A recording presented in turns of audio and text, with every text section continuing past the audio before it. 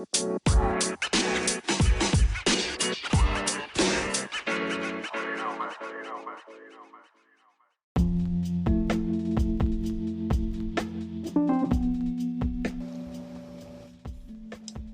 hello, hello. Thank you all so much for joining us. I am so happy to have you, your ear, your wisdom, your time, just everything you're willing to offer in this moment as we are gathering to explore the world that we are living in and the things that we have yet to uncover and the things we are even yet still wishing we had never uncovered, probably.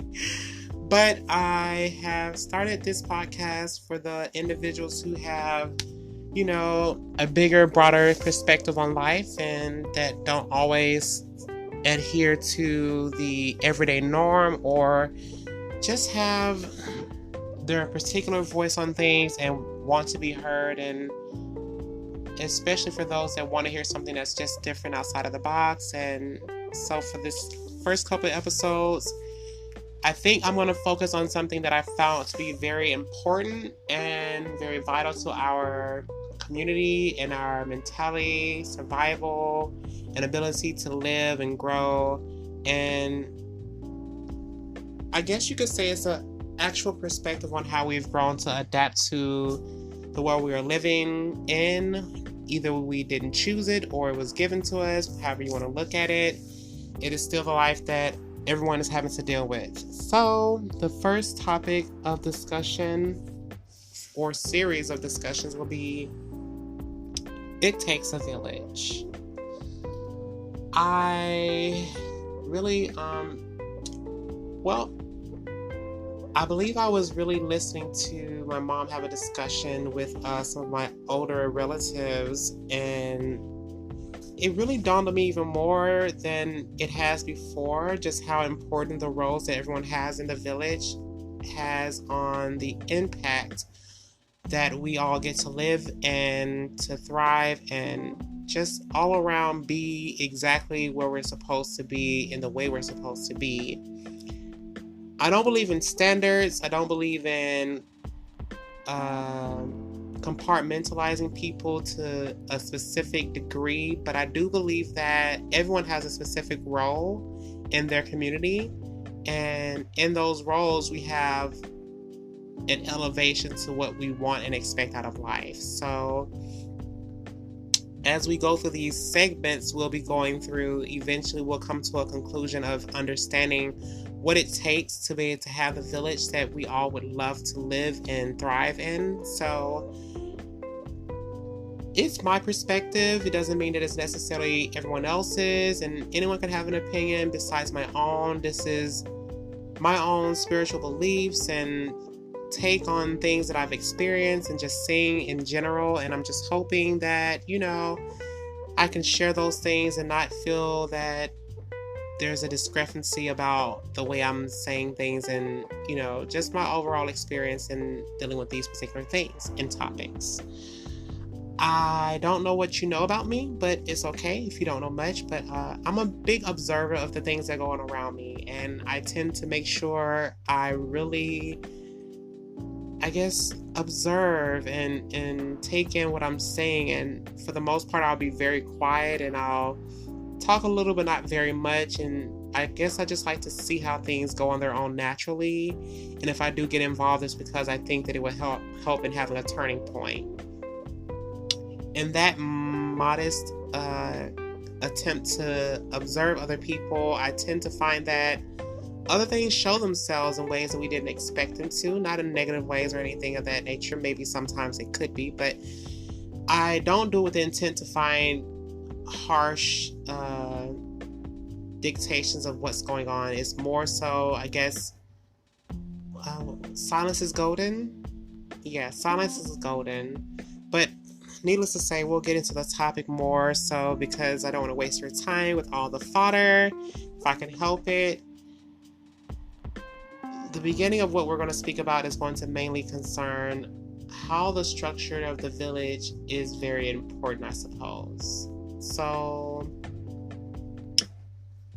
Where this all came down to was me realizing the role my mom has in each and every one of our lives as the elder and the wisdom keeper, and the person that she is all thanks to my grandmother and her siblings who helped raise her, and my cousins, which are my mom's cousins.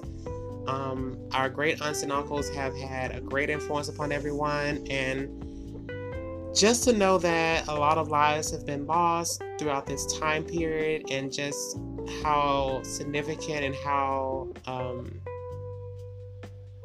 immersive these people's position in our lives have been, and just in general, just how we take for granted just those people that kind of hold the pillars of our society and of our existence as a community. So I looked at the conversation that they were having. I don't want to get into too much detail, but I did see that for everything that it was worth, it was just the comfort in knowing that someone else has had the longevity, the experience beyond yourself, to have had these different experiences that may not be your own or may not be exactly like yours, but their experiences have given them a great deal of wisdom and an outlook on life that you may not yet have had, or you may have, or just be another perspective on that particular situation or multiple situations.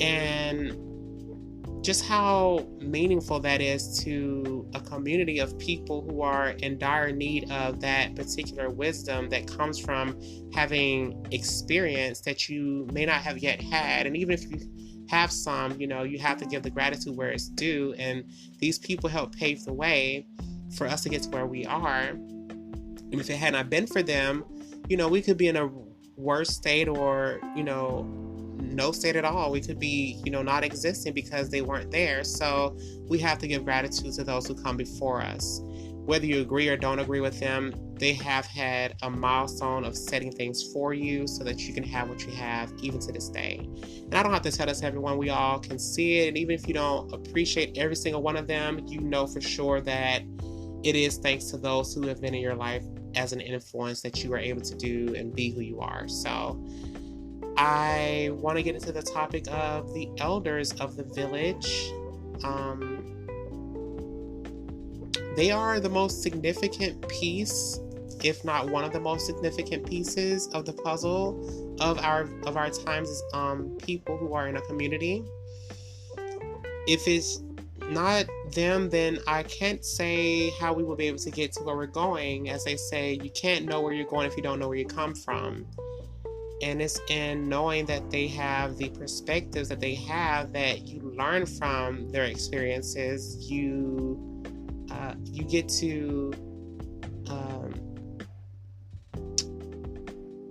to have the opportunity to not make the same mistakes as you would have if you did not have those people in your life. So seeing that these people have come so far, 80, 90 years, 70 years, 50, 60, and myself being of a specific age, I don't have to tell you, but I'm not as advanced as they are in their lifetime, and even yet still, I find some things troubling, and it's a bit daunting just to have had the experiences that some of us may have had. And I give homage to them because, you have to be very strong-willed and capable to allow yourself to go through these things and come out on top, if you will, in whatever way you feel you have. And it doesn't have to be about success and fame or any of those things, but to keep your head on straight and to keep your perspective straight and to keep your light going and not giving up and just thriving in your being as a person, and to not allow those things to flaw you and deter you from being the person that you want to be. You find that is the most incredible power that anyone could ever possess in this world, because time changes so much, and then you have the experiences that people go through that can also alter who you are as a person, and you never know when it changed or just how that happens to someone. And you look at people and you think, wow, I knew you from so many years before, and then now seeing you so many years later, it's not the same thing. And you sometimes forget that, if you're in a ring and you're boxing, to someone that sees a 3-minute fight, it's 3 minutes, but for someone else, it's like a whole like lifetime of punches and blows being taken, and the changes that happen to people are significant. Even in those short periods of time, spans of time, is significant, and we forget just how much damage a person can receive from just having to struggle or go through things that we did not expect to go through. And we have to step back and say, I can't judge your life. And it's not that I was looking to judge anyone's life, but, in general, you find that these things are prolific in everyone else's life in every kind of way. And when you find strength to carry on as a person with dignity and integrity and courage and heart and faith, you find that you're able to see things differently, because if so much can happen to a person in a span of time that you don't know, and they have a light inside them that just won't go away and just won't dissipate, they abide in their strength and their power as a person, you have to kind of admire that. You have to say, wow, I wish I could have done that. I wish I could have been that much more. I wish I could have been that much greater than what I was before. And to come out on top, as you may not say you have, but to someone else, it's like, wow, you came out on top. And it's not about how much money or fame or fortune. It's just about the ability to remain intact, especially with the world being the way that it is. You can lose so much of yourself to the world that's around you, and it's a pity that so many people have lost their mind and their sanity to a world that is so divided, so degraded against itself, that we should all probably have lost our mind. But yet so many people are holding on and making those changes, those different differentiations between what is right and wrong, and what is good and bad, and what's okay and what's not okay, and how to do those certain things that others would not be able to, or even just those things that have you befuddled, if you will, and not even in a good way. And sometimes you just wonder, how could this be? And how do you get through those tough and trying days when you don't have the capacity? That takes character, that takes charm and charisma and so many more things, tenacity and faith. It doesn't matter where you come from, it's the faith that you have in yourself. And if you believe in a higher power, that also helps into who you are as a person. And that just changes things for a person when you have something else that empowers you beyond yourself, and just lets you know that everything can be exactly the way you want it to be if you keep pushing forward. In some people's cases, it may not have been. In other people's cases, it could have been, and it is still going to be, or is working itself out. And that's the part for most people, that they don't know whether it's going to work out. And so it becomes very discouraging and very disheartening to the person that sees the road ahead and doesn't know how they're going to get through it, and how to come through these particular phenomena, stages of their life, or pivotal moments in their life that they can't figure out their next stage or platform, or even the next step for where they're going towards. And if you don't have the right advice, if you don't have the right wisdom keepers around you to steady you and focus you and hone you in the way that you should go, you tend to go off the wrong road. And not everyone is that person, but not everyone is the other person that doesn't need anyone, if you will, and they can do it all on their own. And I'm one of those people that have been able to do it on their own, but I never had to. I've had good people around me. I've had good wisdom keepers and good family members and loved ones, and a creator that cares for me, that lets me know that all the time, regardless of where I am, what I'm going through, or what I've been through. And because of that, that's given me the strength and ability to ascertain the different aspects in life and things that don't have to escape me, as it might have escaped other people in this world. And I'm grateful to have known that I've been able to come through, as some people might even say, a short span of my lifetime, and just adapt and grow and become something more mature and able to stand on my own 2 feet and trust in other people to help me when I can't or couldn't. But even more so, just knowing that I am that person because of the wisdom keepers that have been around me. And that's been the most powerful, most impactful thing that I've had to have. And not everyone gets that. Not everyone gets those amazing characters, those amazing wisdom keepers that keep them. And I think that it has more so to do with the village. They've taken our village from us. They've taken our ability to be a wholesome community, a wholesome people, and they've degraded that to something of a corporate structure. And that's not to say the corporate structure is always bad, but it's more so that they've done it for their own means, their own efforts to fund and feed their own ambiguity.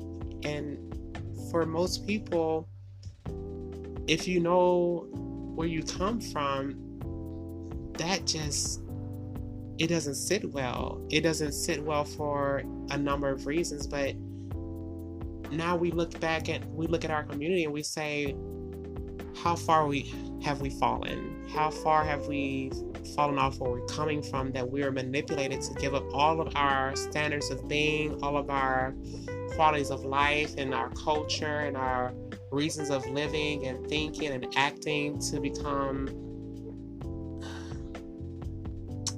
I guess you could say, fodder in some manner. And not to say that we are not worthwhile or that we're less. We're just out of our normal element as people. And that has a lot to do with the missing elements of our community. Our village is being taken from what it was supposed to have been. And now we have neighborhoods and none of us know each other. We have strangers next door and none of us come and communicate with one another. We have strangers everywhere. We don't trust each other. Or I don't want to say that we don't trust each other, because I can't speak for each and every individual person, but for the individuals that are clutching their purses and worried about whether they're going to make it to their front door, and these millions of different crazy negative thoughts that we would have never had to be concerned with when we were a real community in our village, in our vicinity, with not even just having to be blood related, just having our community intact. And I don't know what that means for everyone. I do know what that means for me in particularly, and I just know that everyone has had a role, and we'll go through each role as we keep going through this particular series. I just wanted to touch on the immense importance of building and taking care of a village, our community. I don't even want to say community so much because it sounds very brick-like, brick structure-like, and there is a formal flow to things when it comes to having a village. It's just more homey when you hear the word village to me, so I don't really want to get too much onto saying the word community as much as I would like to say village or tribe, which brings the feeling of warmth whenever I say it to myself. It's these elements that have made our ability to live and thrive that much more difficult, because we don't know what those elements were. And when we try to get back or even when we try to come together, we're blocked off from each other from the perspective we've been given. You watch TV and they teach you that the next person is the person that's going to steal your purse. The next person is the person that's going to do A, B, C, and D to you, and yet and still you can't say that person will be that person, because just as much as you might be frightened, or not even frightened, but you might be disturbed or discouraged by the outlook of who might be out there to get you, you aren't the only person. And I think what that creates is the culture of a fearful mentality whenever, just in general, for every person that has to encounter the next person. And that's what breeds the ability to be more hostile towards one another. And that's when we get to a point where we don't have the right necessities as people to live a healthy lifestyle. We are more fearful and fear-mongering than we are hopeful and believing in better things. When we come across with one another, we have an outlook that's been given to us from media and social media, or even just mainly media in general, that these are the kind of people that would do these kind of things, and these are the kind of people that would do these kind of things. And it sucks. It makes it that much more difficult for people to get along and to see each other as people rather than enemies or some dangerous being or creature that's out to get you. And we're not those people. I would say, honestly, most of us are in the most pain and hurt that anyone else might be, and no one else knows it. And because we're in these particular states that we are in, we expect ourselves to be vulnerable to the encourage of other people coming onto each other, or coming onto you to do something that you are just being negative minded about, and it's not necessarily true. We've been given a picture to paint of each other that should not be painted. We have a perspective on each other that is not always valid, and it's not given with reason. It's given to us by media and people that have a tendency to want you to be in fear or fear-mongering, and that's not the mentality that we were given when we were our ancestors, when we were in an actual village. And granted, we can't say for sure whether things were bad or not, because not all of us were there. But when we go back and we listen to the elders and we listen to the stories, and we see other cultures and how they interact with one another who are more close to our ancestors' way of life, that they have had the same problem that that our ancestors had, which was fending for themselves, taking care of themselves, and making sure they have what they need. And it wasn't always about the other person being the person that was the problem. It was just about making sure that they had their necessities. But to be more on point with things, we are out of sync with what we are supposed to be, when we should be more in tune with who we are. We've gotten out of nature. We've gotten out of our altruistic behaviors, where we would take care of the person that comes by that is in need and would use our help and would need our help. It's getting to be that we can't find ourselves in a safe vicinity that is painted as not being safe. And if that's in fact the case, if everyone is in that particular position, I would like to say that, isn't it better that we act the way we want to be treated and would like to have our experiences every single day? It would seem to behoove us to be in those kind of positions, but I mean, that's just me. I mean, you can't expect the worst at every corner. And if we expect the worst at every corner, what kind of world would that be? The world would never be the place we want it to be. I say that with a grain of salt. Not even just a grain of salt. I say a grain of sugar. No, grain of agave syrup. We don't need to be eating sugar as much. But we have to find ourselves back in our village mentality, back into our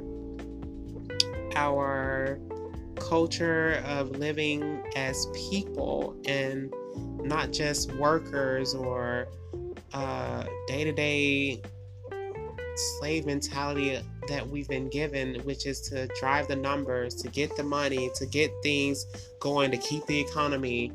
Those things are not the most important things. And it creates civilization to some degree and to some people. If we lose our integrity, if we lose our person, if we lose our ability to be who we are, then what do we have that's left over? We have a hollow shell of a being of people. And then we have our existence thwarted by our precise desire to make money. Money never fills us, never ever fills us. Yes, you will have a comfortable life. Yes, you will have so many more things, but in all honesty, you will always be wanting more if you do not fill the void that is there. It is time that we realize what is really needed, and I hope that we come together as people to keep consistently bringing ourselves to a community of people that want to start a village, and to remember that it takes a village. And the community that we build, it can't just be about one person's perspective. It has to be about everyone's perspective, but we all have to give and take. And until we can get to a village, until we can get to that village mentality, until we can get into that functioning of, I want to take care of you, you want to take care of me, and I also need to make sure I'm taking care of myself. And with that, we need to remember where we come from, and that comes with wisdom, that comes with time, that comes with experience and age. And we all have the experiences, and we all have the ability and the capacity to do the things we're able to do, and everyone will have their role and their places in those particular moments. But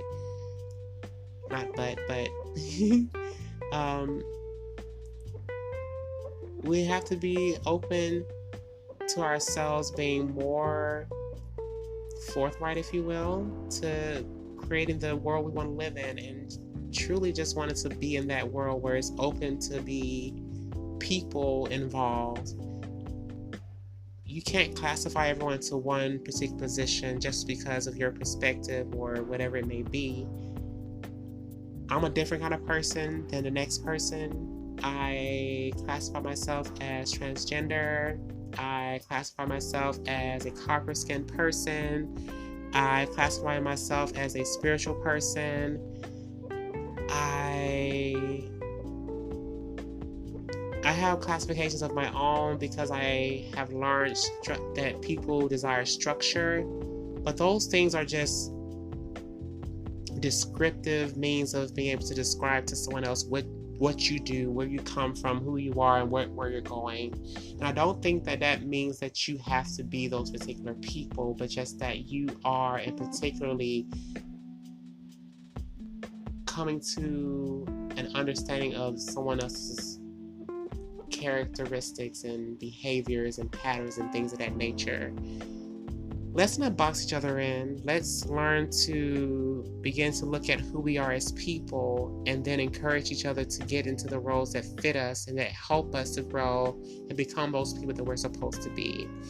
And then we can figure out where we're going and how to get there from the wisdom we get from everyone, and not just our elders, but from everyone's experience. And we can get to where we need to be at in a world that seems to be trying to deter us from getting there. But I don't believe that that's all we are, or that that's all we have to be. So if that is okay with you, it's okay with me. I will let you decide for yourself. Until next time, we will get more into the roles that we'll be talking about individually of the village, the tribal mentality, of the things that need to be done for the village, and how we can get to that place or the position or roles that we're supposed to be in to get to the place we want to be. With no further ado, I thank you for your time. I love you, and I send you many warm blessings and kisses. And yeah, see you soon. Bye. Yay!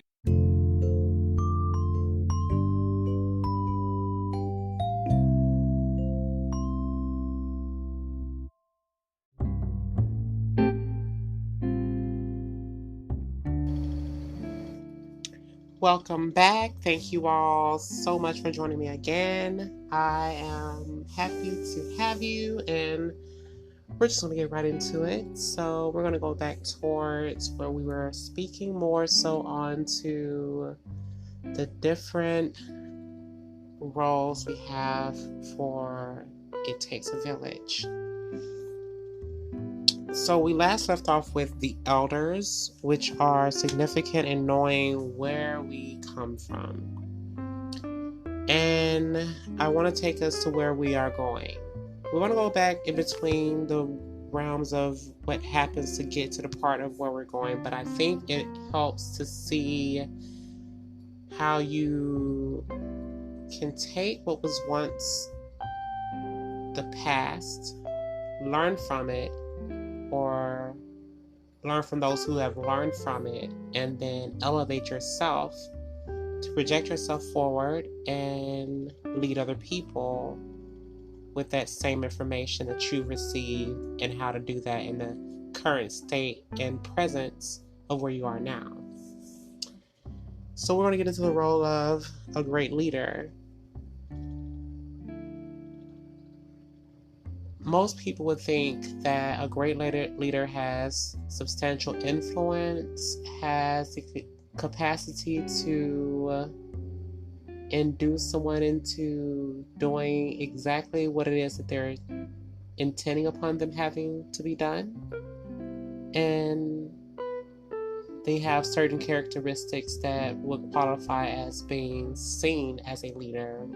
Great strength, great courage, tenacity, some would even say charisma in some regard, personality of a certain regard as well,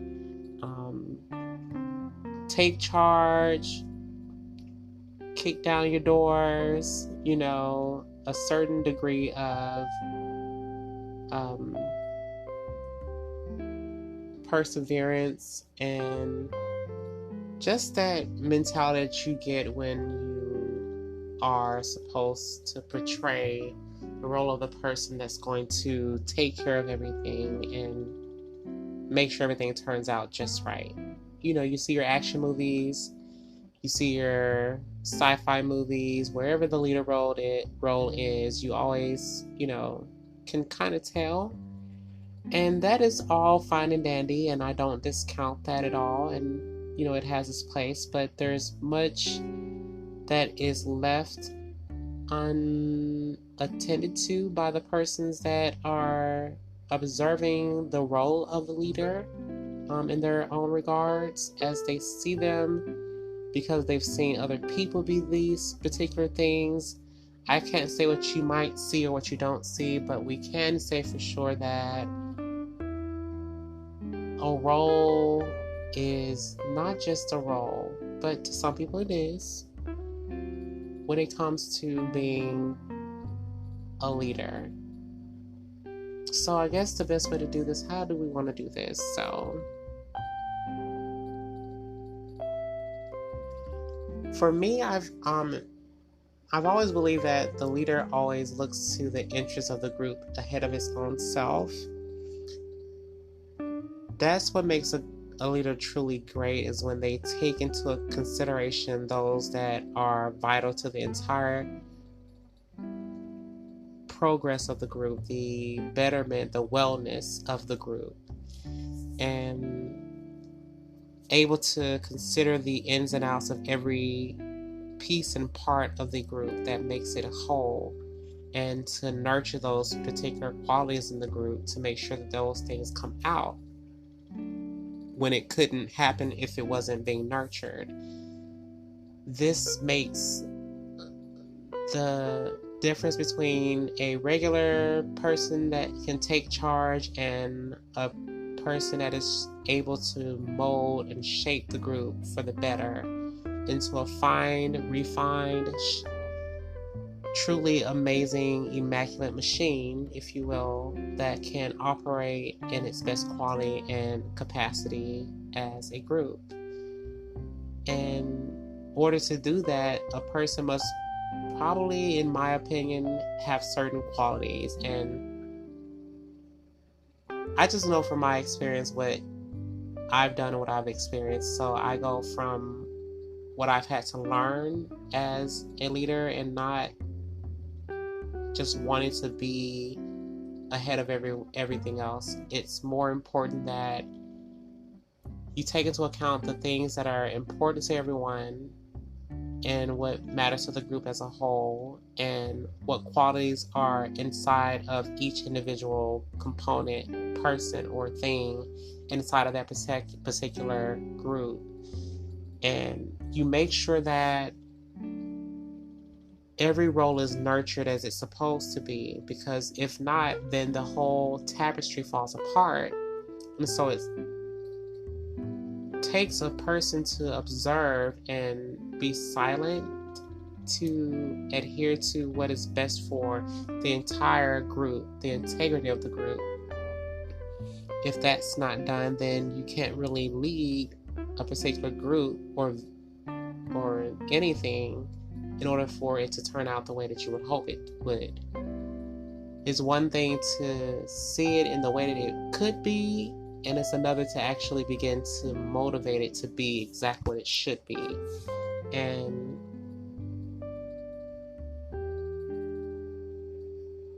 I've taken for granted the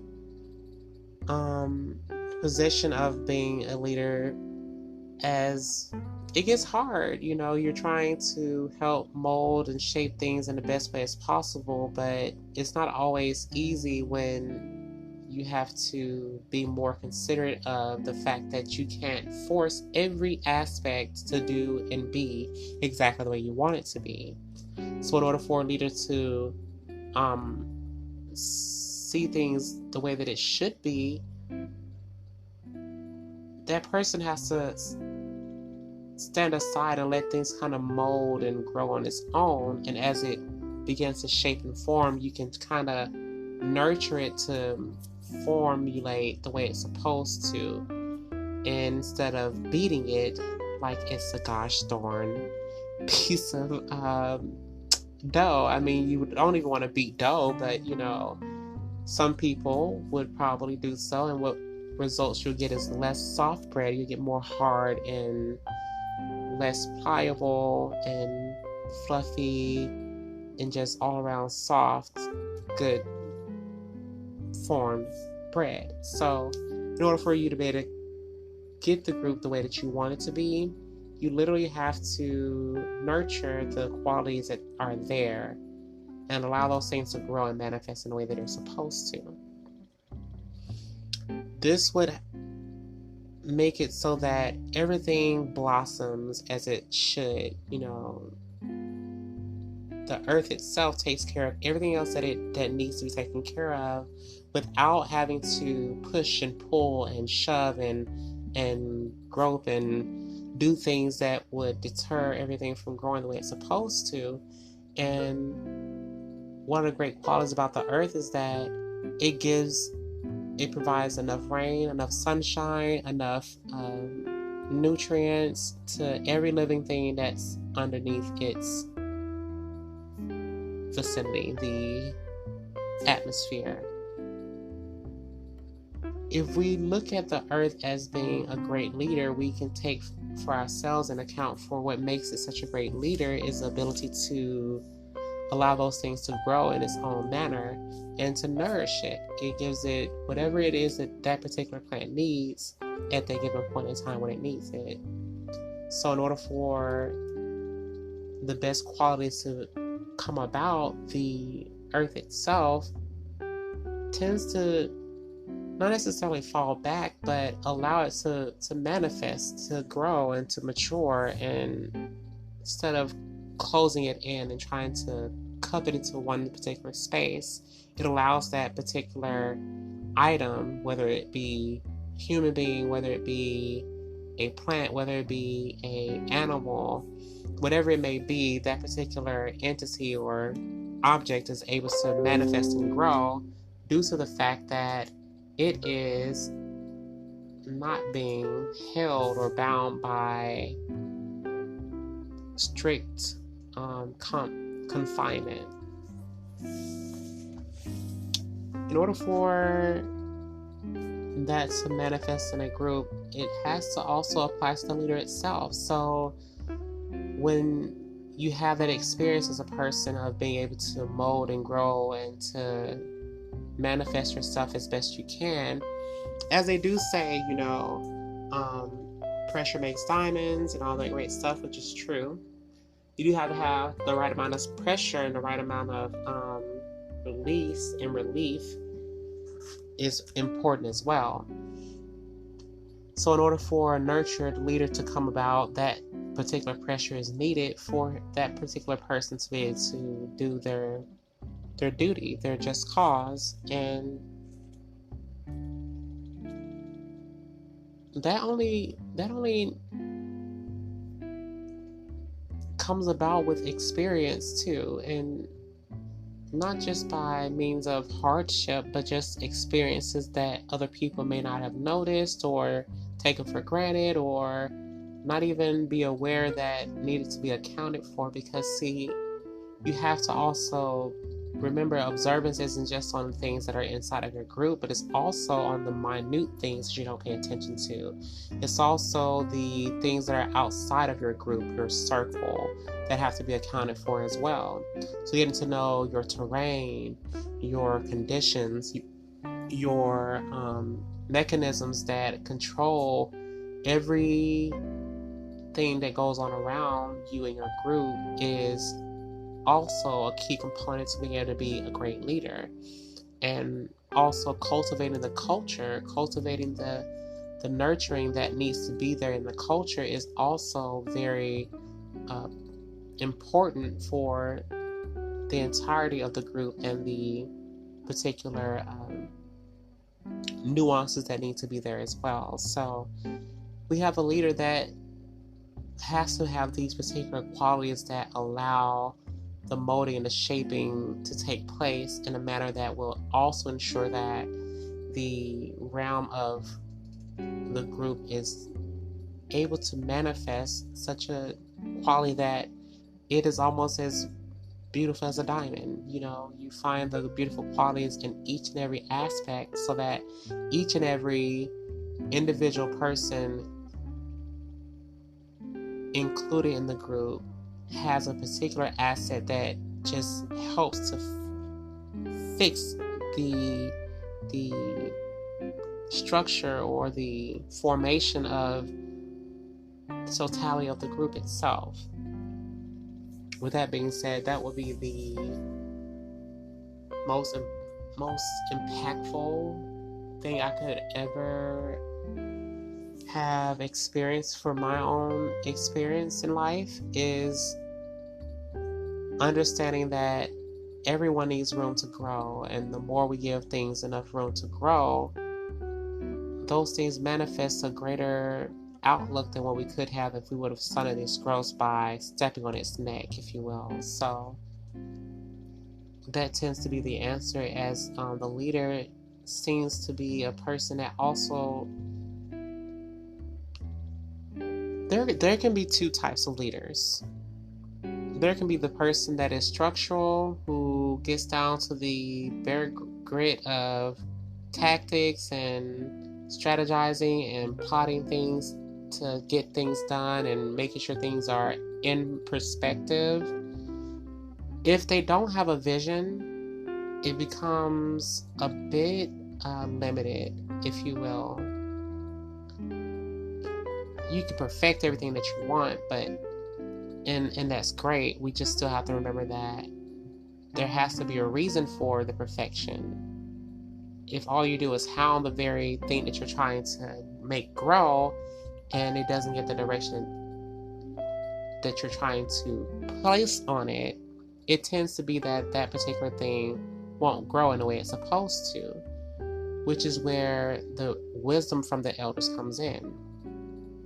You begin to learn exactly where the power of knowing where you come from actually takes place in the roles of the leader, or just the role of the group itself, the village. If we don't learn from where we came from, those same exact things will continuously keep on happening. And even worse, we won't have anywhere to go. Both are still not a great thing, but at the same instance, you can learn from something and never move on, or never move to another tier to where you can be able to be on the next level.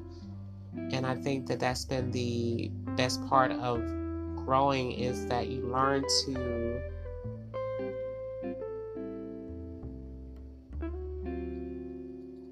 attach those certain things that need to bring you out of the past and into the present, so that you can see the future and stick with those things that bring you further along. So the person that is listening to the wisdom that comes from age and experience, or even just age, you understand, oh, well, ding, ding, ding, these certain things were contributing to the factors of why our village was one way, or our community, as it may be, was one way, or even just, your group may have been in one way, and now okay, now we don't have to do those certain things anymore because it doesn't benefit us.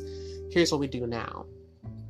Oh, so this is where this particular thing didn't add up. So if we take this particular thing and move it over here and do these things over here, you can have this different result. This is the part where we have to become more decisive about how we move forward in order for us to get to where we're going. So the growth happens when we have space and direction for things. I'm not going to give you all my secrets, because, you have to see for yourself how you operate and how you move and how you maneuver. And that will tell you all the difference in where you are and how to get to where you want to go. And that makes me believe that you can become as great as you want to be if you're paying attention. So the attentiveness of the leader is next to the most important thing that they can do. Is not necessarily having to be OCD about it, but just attentive to the extent you would notice when something has shifted and when it doesn't need to, and when things have not shifted when it needs to. You will adhere to what the group is missing and what vital signs are there that something else is out of sync when it doesn't need to be. These certain things are key factors. So as a person that wants to guide their particular group, they will have to make sure that their understanding and ability to see forward is intact, which entails the role of the leadership in various forms. It doesn't have to adhere to a specific group of theology or philosophy. Sometimes it's just the way that a person is, or just the way you are, and you have to kind of go from there in order for you to get to the next level. So with that being said, we'll end our session for today, because we're only spending so much time on each individual role as we go through the particular roles that are in the village, and taking into account how these roles work with one another to connect them as well. And as we go through these different roles of the village and what it takes to make a village, we'll be able to see even further into fixing our dynamics so that we can progress to where we want to be at. We have a duty to ourselves and to our people to make sure we're ready to make the change that needs to be made for ourselves and our people. if that's going to happen, we have to be clear and we have to be decisive. We have to be understanding and well put together in order for that to happen. So as we keep moving forward, we'll keep continuing our betterment of what it is that a village needs. And I hope to see you on the next round. So stay tuned. See you next time. Bye. Or rather, ciao. Yay!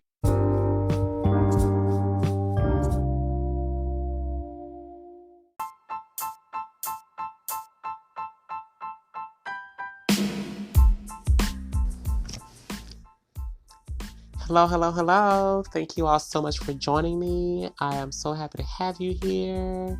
Welcome to another segment of Enter the Spirit. It Takes a Village is our first chapter in which we'll be ensuing upon the topic of what it takes to make a village work and to progress from there, each person's role, and those things that are very important to the overall culture of the village and the sustainability of a village, community, however you want to put that. I found it to be very important to go over the two roles we went over first, which are the elders and the leadership role, which is the head of the village. And in particularly, the leadership segment is applied to every role of leadership that is in the village, because in all honesty, everyone has to have a point of reference, and that helps for everyone to know where their direction is coming from and to make sure that from a singular point that is done so there's no confusion. That allows the people to delineate and delegate who does what and how it gets done and make sure it gets done. And the responsibility of that falls upon the person that's most capable of doing those certain things, and that allows them to make sure that those things will get done and taken care of correctly and with great perfection. It is not to say that there won't be any errors, but it's less errors when the person that's at the helm of the ship, if you will, knows exactly what's going on and how to do those things. If ever there's a need for things to be adjusted, they can do that as well. And they are very apt at what they do. They are capable human beings who love and are passionate and are very much so in depth in those particular areas, enough that they can lead other people into their particular areas and make sure that things will go the right way as often as possible. The village is really a working organism of itself. It is a living and active thing. It has its own needs, it has its own wants, it has its own faults, it has its own perfections, it has all the aspects of an individual, just more so active parts of people who are those individual people being those parts that play the role of making sure that the machine itself runs the way it's supposed to. So they are the nuts and bolts, the mechanisms, the workings of the particular mechanism that is the village itself. So we have the village that's living and active as the actual organism that it is. And so in order for that thing to keep running, we need to make sure that the heart of the village itself is always there intact, which is the culture of the village, which is the reason for all these people coming together and feeling comfortable and safe with one another to keep operating as a village. And this particular part, a segment of the It Takes a Village, it'll be about how the heart of the village is the most essential part of the community for the village to keep going. We all know that it always comes down to mama. Mama always makes it happen. And it's because of her that the children will always go to her to seek nourishment, to seek nurturing, advice, wisdom, to care for, and to do the things that make you feel at home, make you feel wanted and just loved and cared for in every capacity.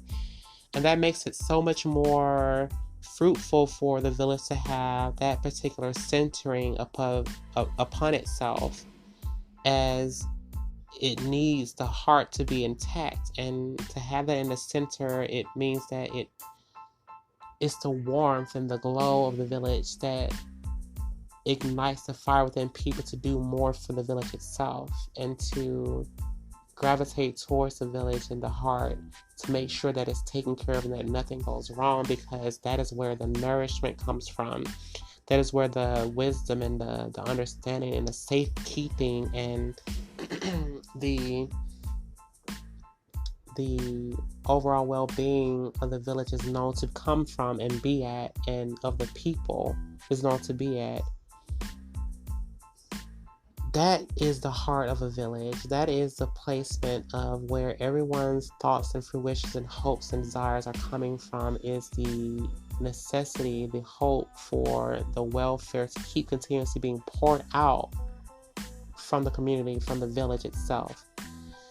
And to me, that is the mother. The mother is the heart of the village. And 9 out of 10, it doesn't mean that person has to have breast or a vagina in particularly, but they have to have that mother's nurturing vibe, that nurturing love, that community feeling that comes from the base of everything that the village is going forward from and towards.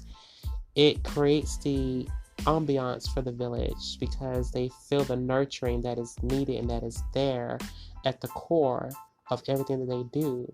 When they feel that in their hearts, they work more, they work harder, they do more, they're willing to lean more into what is known as their home.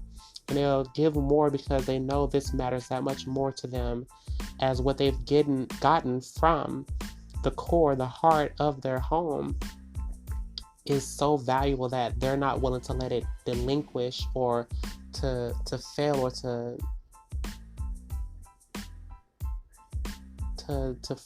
fall away. They will do everything in their power to make sure that it doesn't delineate to nothing. It doesn't. I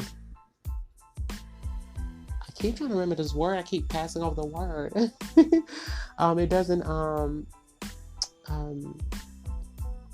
devalue. It doesn't lessen in itself. Am I saying delinquish? Delinquish. I believe that's what I'm looking for. The word. Forgive me.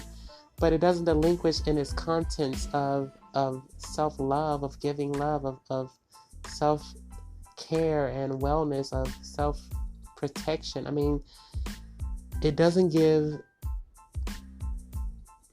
the wrong vibration. It gives everything that they need. And so they will continuously make sure that they aid in continuously making sure that the honey and milk that flows from the heart of the village will always continuously flow.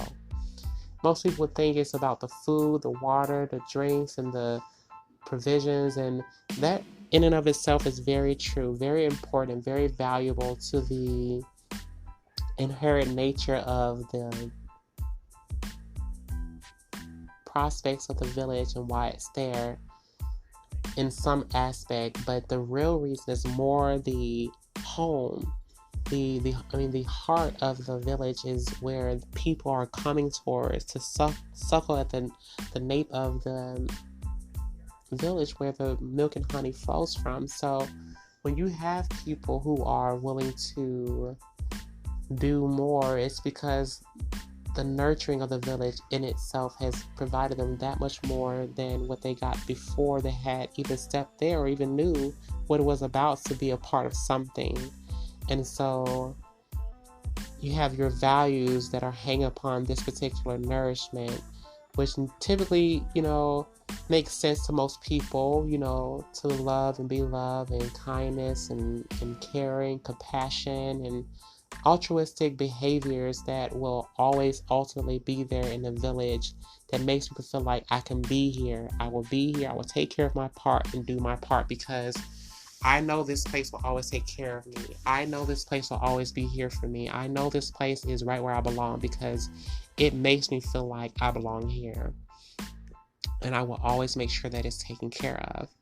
And in that effort, we find ourselves more so able to breathe and feel free and cared for and loved, and know that where we are is safe. And inevitably, you will call it your home, your safe haven, your vestige, your place to go to whenever you can't find anywhere else to go. You go there for where you want your nourishment to come from. And you do the roles that fit you. And 9 times out of 10, the way a village starts off is that someone has a particular role that the other person doesn't have. And so they take up that particular role. Then the next person has the other role that the other person doesn't have. And then another person. And then you just have these other people who have these particular roles in the village. And it may just start from a family that, has certain qualities and certain aspects of being able to do certain things in a village, or for the people who will literally be people who may be able to cook, may be able to clean very well, may be able to know the difference between what plants to eat and what not to eat, know how to catch fish. And then they run across another group of people who are very good people, who have great camaraderie about them and have the right type of qualities and people that they would want to be around, who say, hey, look, you guys, we can do this all together, seeing as we know how to cook, and it looks like you guys are good at maybe making material. Maybe they make handbags, maybe they make clothing, maybe they make jewelry and tools and things of nature that they can wear for trendiness or even effectiveness in carrying things, and they've been able to benefit them in ways that they couldn't do so by themselves before. And so now there's a means to be able to make the workload a lot easier for them as far as carrying things and getting things done, and making sure it's a quality about the work that's being done as well.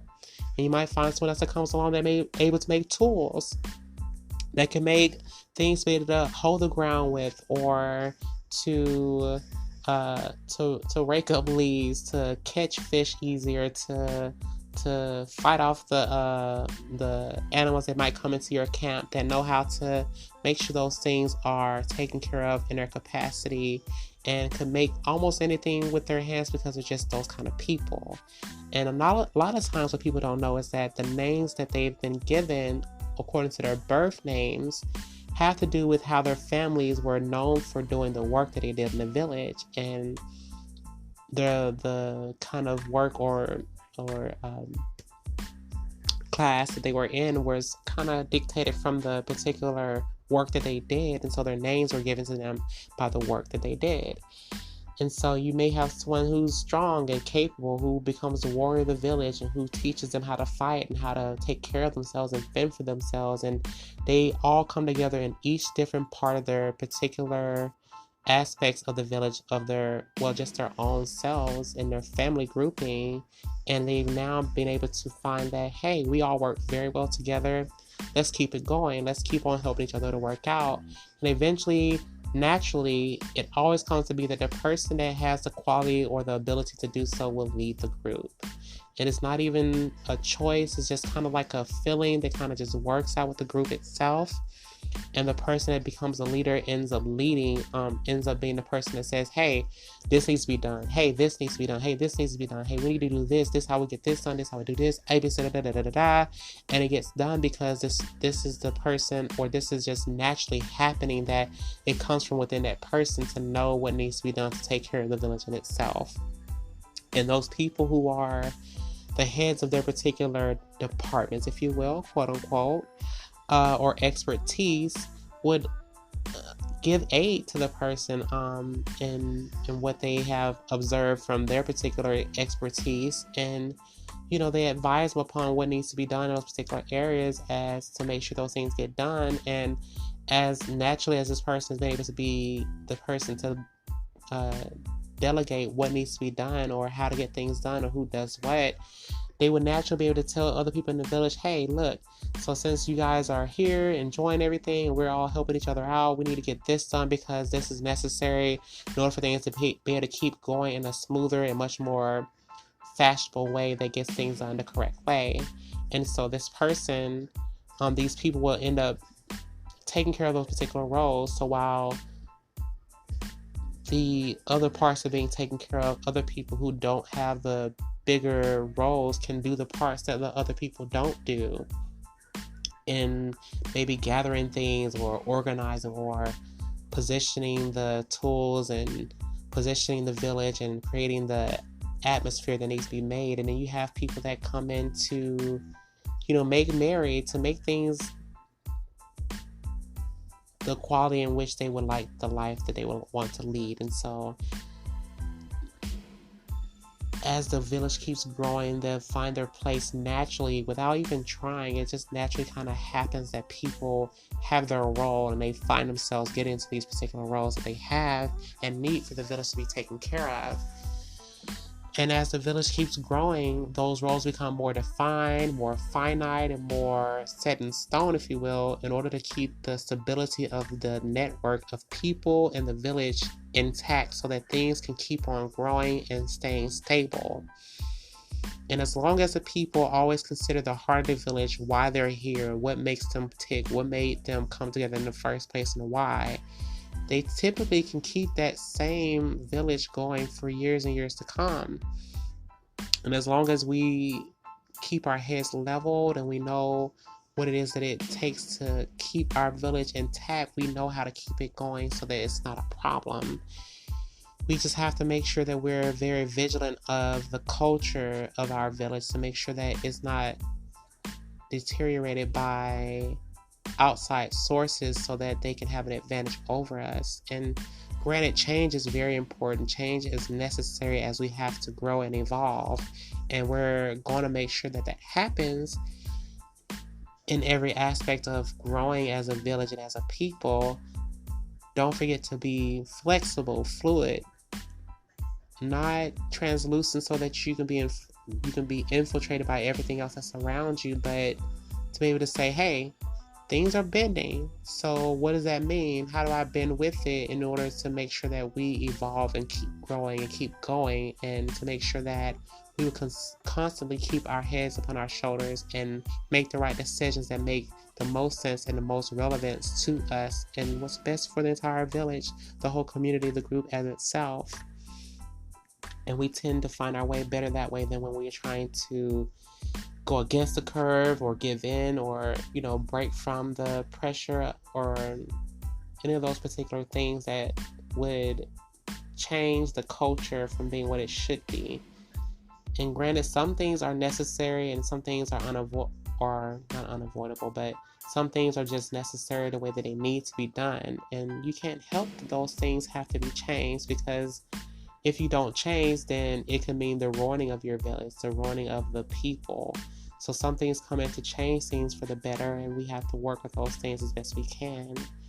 And inevitably, you work on how to incorporate the things of who gets paid what and who gets this and who gets that based upon the worth and the value of the village and the group and the decisions that can be made together as a people. But always remembering that it's never about the one person over the other. It's always about the entire integrity of the whole people as a people, and not the individual being able to one-up the next person. If we can remember that, then we have for ourselves the most amazing capacity to grow our people in the right direction. Because money can get in the way of everything, because people feel like I have to have it, I have to be on top, I have to be the best, I have to be number one, and no one else can stop me or get in my way. And that becomes the root of evil in our villages and in our community, is that money becomes the most important thing in our village, and having the most valuable things in our village and having the most space or having the most opportunity than the next person, those things become greed, fodder for the wrong things, and we don't want that. So it always has to be structured how we take care of those particular things, so we all feel gratified and taken care of in the village and not left out, and everyone pulling their weight the way they're supposed to, so that the village keeps growing in every aspect of what it means to be a village. And if we can continuously make sure that we are vigilant of how we treat each other, how we are being appreciated and gratified in a way that we're supposed to be, we can avoid the mishaps that happen with so many different communities where people are forgotten and lost or trampled upon because the next person has more pull or has more authority or more of something that allows them to be able to have the ability to trample over the next person. So let's make sure that we are very vigilant about those particular things that make us feel less than or less worthy than the next person, so that we can be able to make sure that it's not a problem. If we're looking to make sure that it won't be a problem, then what happens is it doesn't have to be. We adjust. We work together to make sure that those things are taken care of for the well-being of the entire village, and it keeps continuously making sure that everyone has their part and their role and that everyone is taken care of accordingly. So with that, I am going to leave you, as I don't want to make these segments too long because I feel like it'll make it a little bit boring. But in a nutshell, that is the case of the village. You'll understand exactly where this is going and why as we keep going further. But for now, I will leave you with a great prayer of hope that you are doing well and that you're working towards your ambitions and that everything else works out for every one of us who are striving for better for ourselves and for our community and for our loved ones, and that this world comes to be a better place than what people are thinking it might be. So it's always a pattern of how we deal with things and what we do with those things, and what we need to do next is take care of ourselves and those around us as best we can. So until next time, I'll see you in the next frame. Ciao. Love you. Yay!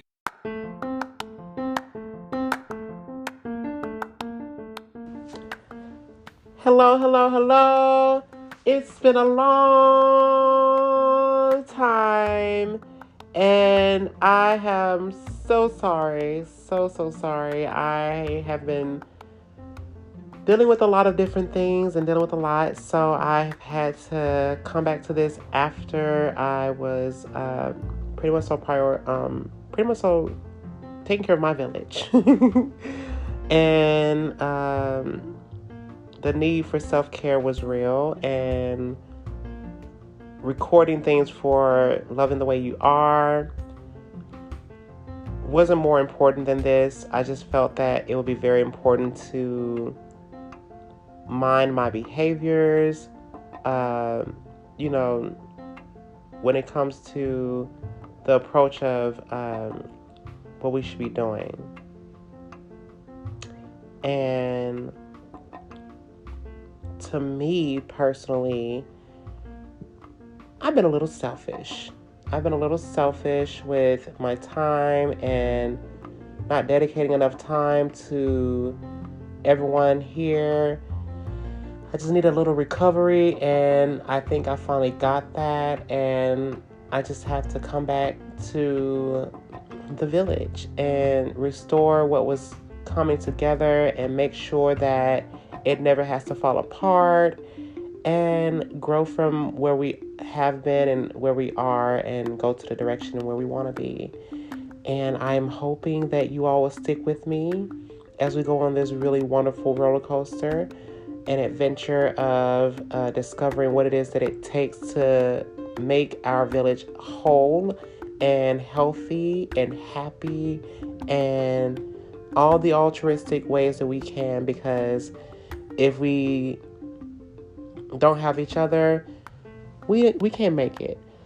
And I wouldn't want to make it without anyone that I care for, because it's not a world you want to live in. Why would you want to be on an island all by yourself? And I don't want to be that, and I don't think you should be that either. So while we perfect ourselves, I'm hoping we can communicate throughout the village that it is a necessity that we look out for the village and not forget the necessity of each individual part that is important, because it hurts when your village is falling apart and you can't fix it the way you thought you could and the way you want to, and mending those wounds and those aspects have been trying and very lackadaisical at times, but trying and hurtful, because you hope that it would bring things together a lot more. But as we've all grown to see that our lives are going in different directions, it's become very difficult to pull people together because they're all going their own directions. So I've been trying to cultivate ways in where we can all come together, and you can be an individual while we're working together to accomplish similar, if not the same or different goals, in a way that is beneficial to everyone, because we all love and miss each other. So I'm doing that, and I hope you're doing great and wonderful things for your home and your household and your people as we keep going forward, because it is a necessity that we keep remembering that we are each other's keeper. No matter what they tell you, no matter what's going on, we are each other's keeper. And we have to remember that. We have to remember that if we don't have each other, we have nothing. And that's the brainwashing. The brainwashing is you can't have each other, or you can't expect your brother to be there for you. And that's really tumultuous and truth where they've made it true, but it's not what we're supposed to be. We've got to get back to what we know, what we are, who we are as people. We can't divide ourselves to get to where we want to if it's going to cost us the values in which we've instilled in ourselves and our children and what we've had instilled in us. So in order to get back there, we've got to strengthen ourselves, pull ourselves up by our bootstraps, and work together. If we don't do that, we don't have anything. We don't have anything that's, to me, worth fighting for. The people I've been doing this for so long, they matter more to me than anyone else can ever imagine. And I want that to continuously be important and made sure of, because if I can't do it for them, I don't know who else I can do it for. And eventually it'll flood out to everyone else, but I know I got to make sure this is taken care of first. So as you should do the same for yours, we should do the same together. And hopefully we can pull it to the forefront as being an effort to make sure a community of us is made strong and not divided by weakness of all about me. We have enough me. Let's get back into where it's us. This is why I created this podcast. This is why this segment exists, to make sure we remember to come back together, to get back together, to listen to each other, to hear each other out, to care, to be there for one another the way we should be. I know it's hard. I know it's difficult. And pulling on all these different strings, tapestries, and ways of living is really weighing you down. But if you could remember one thing, no one can do it on their own. No one. If your brother, your sister reaches out to you, your friend, your cousin, your mother, and they need help, help them. Help them in any way that you can, because if you don't, you won't have anyone that'll be there for you either. And if you can't care enough, no one else will care about you either. And if we don't care enough, where is the love? Where's the love and dedication to making sure that prevails, and it's the most prevalent thing in our community? It is the most valuable resource that we have. Compassion, love, altruistic behavior, not manipulation. We know that there are people who are trying to manipulate their way through life, and it's fine. You don't have to be manipulated. However, and you also have to know who those people are and how much you should give and not give. But for the most part, all the world's a stage and all the people are in are merely players, but stop playing the game and remember who we are. Know who you are. Know where you come from. Know where you're going. Know what you're asking for. Know what you're looking for. And you can't do these things alone. You can't. You can do so much by yourself, but it takes a village. It takes a community. It takes a people to make a change. Not one person, not individuals. Individuals standing together maybe with a common cause, but that doesn't even feel right. It takes a people who feel the same way, who feel that there is a change that needs to be done, who will make those changes, who will progress those changes, and progress their lives and our lives in the same breath because of what the work that we do together as a people. We're not by ourselves. You don't want to be an island all by yourself in the storms that brew. Who wants to be by themselves in the storms that brew? No one. Don't forget your community. Don't forget your people. Don't forget your family, your loved ones. Care for them in the way that you know you're supposed to. It heals all wounds. I know that it does. I've seen it change lives.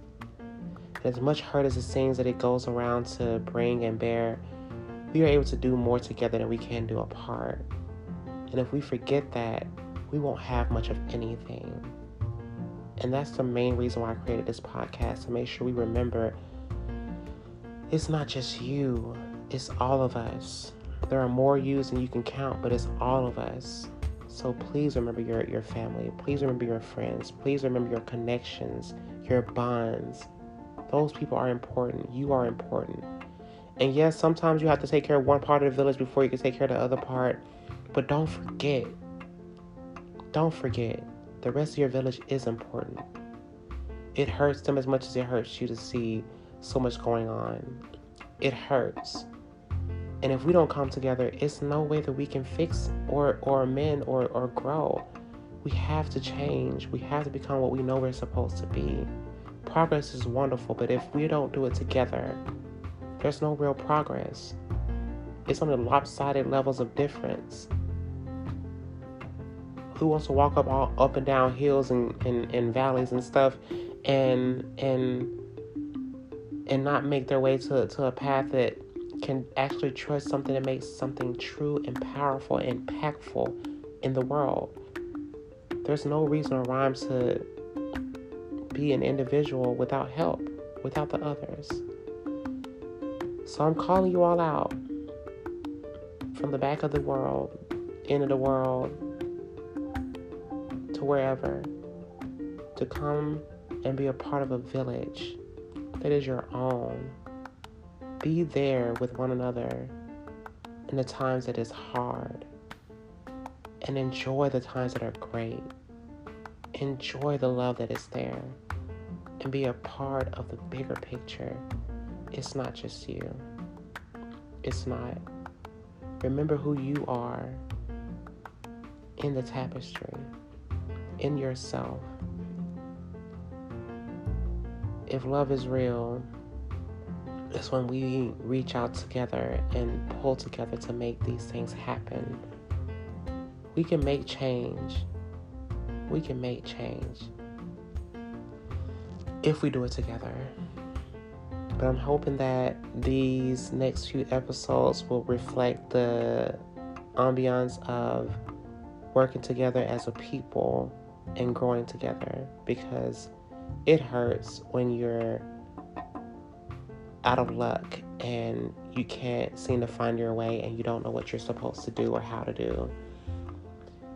If you can't turn to anyone else to help you, or know that there's someone there that is going to keep you in your right place and mind, that's important. And they've gotten us to think that every man for themselves is the way the world has always been, but that's never been true. So going forward, remember to take care of each other. Remember to love and look out for each other, because if you don't, when you're by yourself, we don't want the wolves to have to take you.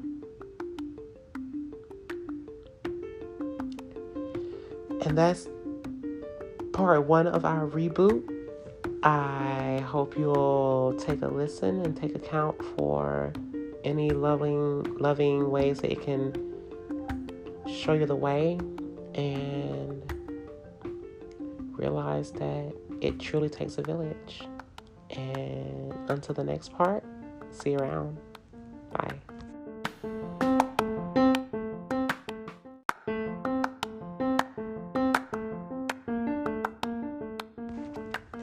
And I'm back. I'm back for part 2 of the reboot of It Takes a Village. And I hope you enjoyed the first part. I did everything I could to make sure I didn't go for too long. I want to make sure my segments are more bite-sized consumption-wise, because you're a busy people and I can get busy, so I definitely understand if you can't, binge a whole entire 30, 40 minutes of, information. So, as we left off, I told you, I guess I just felt more endeavored to unleash the importance of making sure we come back to us as a people, and why that's the basis of the podcast segment, It Takes a Village. My family and I have been through so much in our life that I can't even explain to you or express to you in 40 minutes, just the concept of sticking together in the way that we've had to. So I will try. But we've been through a lot from an early age, and even before we were born, my people, my mom, my brother, my mom, my family, have had experiences that, we would have never, ever wanted to have to live through at times. And that's made us a bit stronger, but it's also made us a bit more vulnerable. And, there have been things that have been wounds, and those wounds need to heal. And it was on an individual basis. And eventually to become a more family or village or group effort to heal those wounds as well, we had to first look at ourselves and see what the problem was and where we were and what's going on. And not saying we figured it all out, but at the very least, I've been taking the necessary steps for myself, and hopefully they've been doing the same for them. And, our conversations reflect, those things. And, some of the times it's been, tumultuous, and other times it hasn't been. But knowing that we care enough to fix the things that have been going on from our childhood till now means that there's an importance of loving each other and caring for each other and, taking care of our family. And, we've had some of, I don't even want to go through all the stories, but, you can almost name scenarios, and I could probably say that's something we've experienced, and no one should have to experience those things. But, life is how it has come to each individual person at times. And, going through what we've been going through and looking at things from a different perspective at times has been a great avenue and a great aid of releasing some of those emotions and things that we've gone through.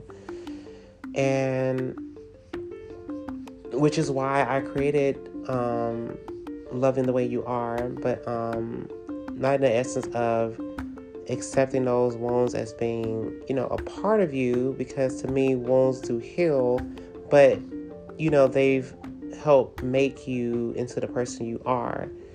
And so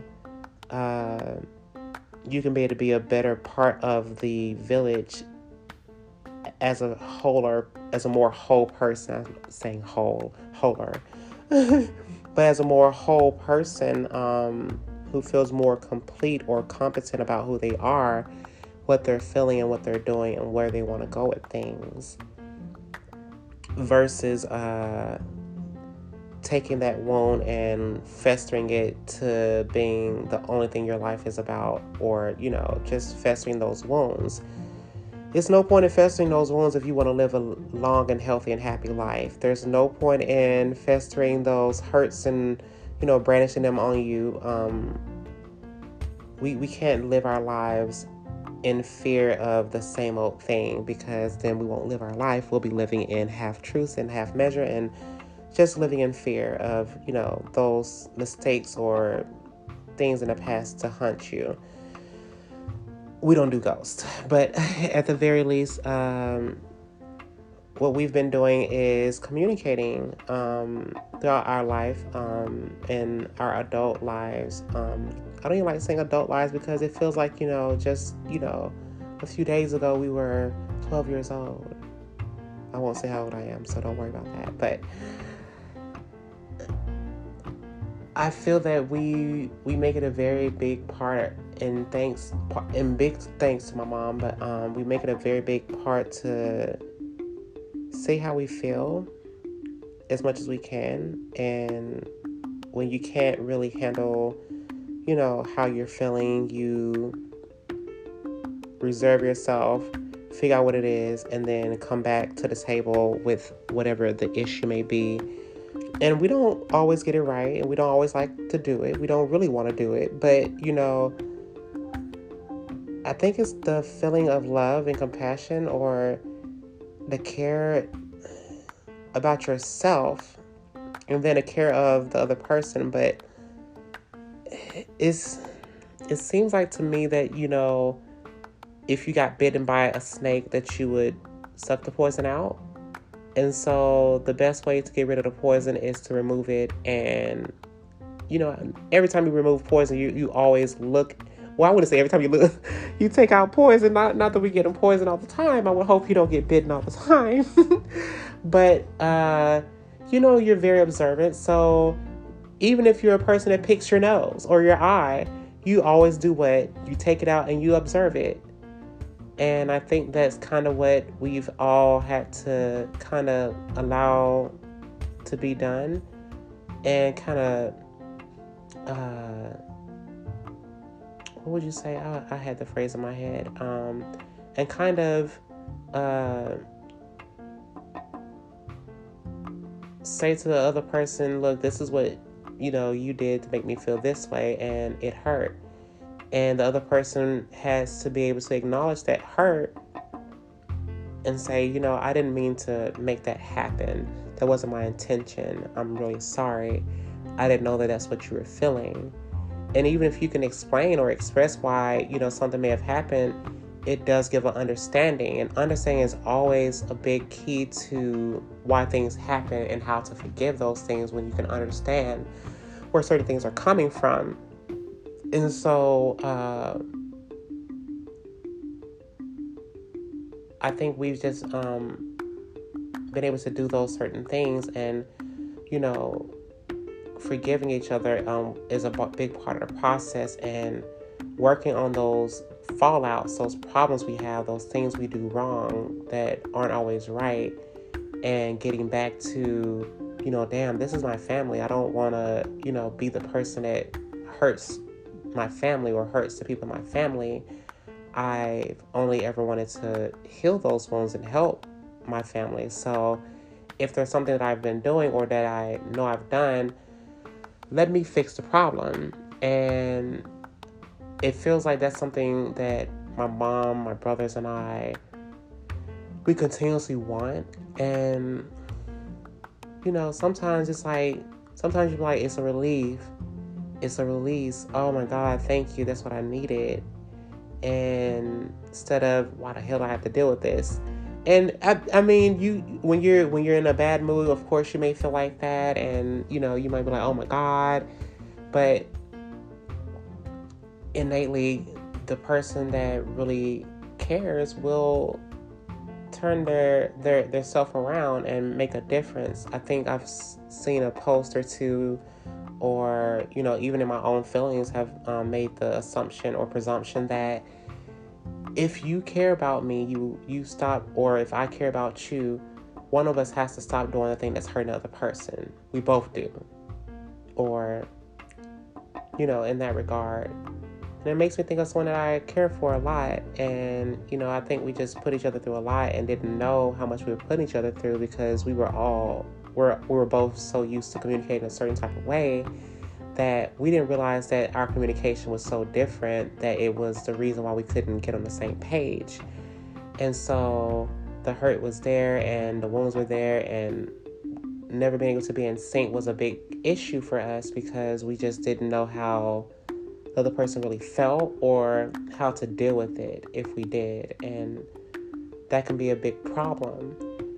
And in a village, we have to be able to, represent and change and say, hey, look, I don't know what's going on, but I know we need to fix it. And if we can't fix it, then we need to go our separate ways. But sometimes it's out of pride that we don't fix it, and we have to realize that it's pride that doesn't want us to fix it. And if we don't want to fix it, then it may be that, separating is the right thing to do. And, until the time that one person can say, hey, look, I know back then I didn't want to do it, X, Y, Z, but it's important that I fix it and we fix it because we've been X, Y, Z for so long, whatever the case may be, that is a part of taking care of the village.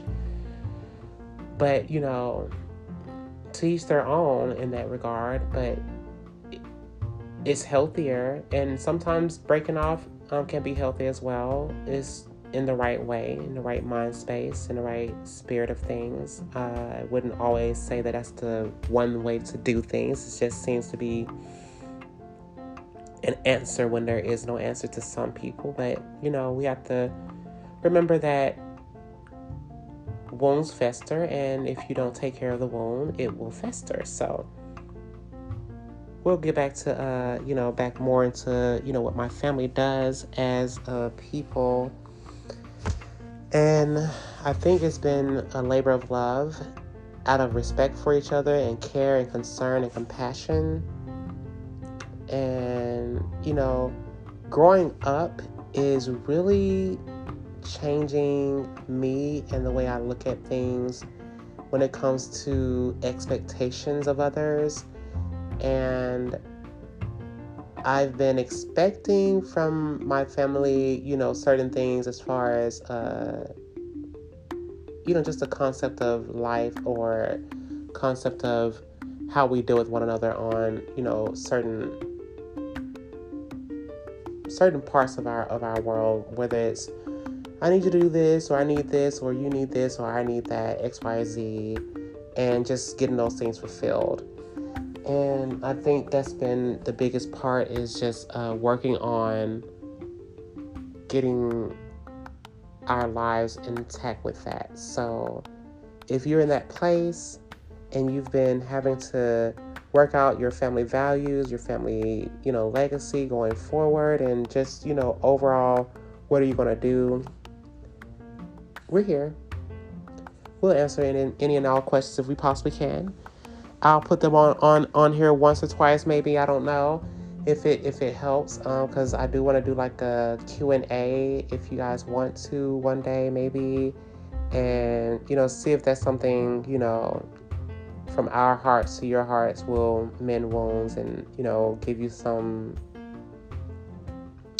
guidance in some way. And if it does, that'll be great. But I think that this what It Takes a Village will be mostly about is how to build and take care of that village and everything, but also sometimes you need people to be a part of your world that can help. So I'm a bit scared that it'll bring me down, that I'm only able to do so much. And I just want to make sure I'm able to do the things I say I'm going to do, but also not forget that I have to, reach out as well whenever I need to. So we'll get to those parts. We'll work those things out as we keep going forward. And I think my next segment on here would be towards the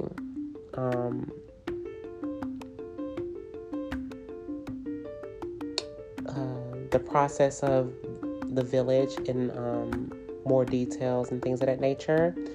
So we'll get back to our previous topic at hand. Where we left off was the heart of the village.